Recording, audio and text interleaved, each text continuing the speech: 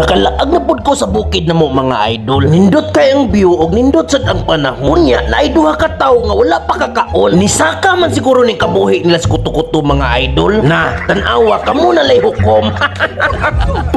Naunsa mo di along? Naunsa mo dia? Ay saba. Ha?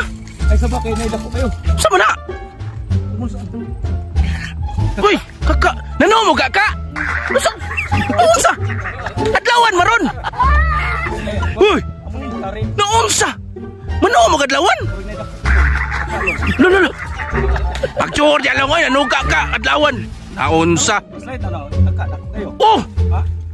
Yabag naman. Nikaw na kalong, nikaw na mo? Nikaw na mo? Busog mi, busog. Busog inong nano mo kakarong adlawan. Sa itari. Si tari ko nulong. Mangita mi kaka. Naunsa? Pino, wa man na musika imong flashlight. Wala naman na musika. Saman.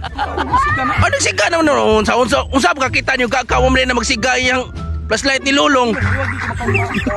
Lala. Kayo nya na. Unsa? Adlawan marunoy. Nara. Para maklaro. Lala. Nalong. Binong. Lala. Ay makagawas. Hoy. Makagawas.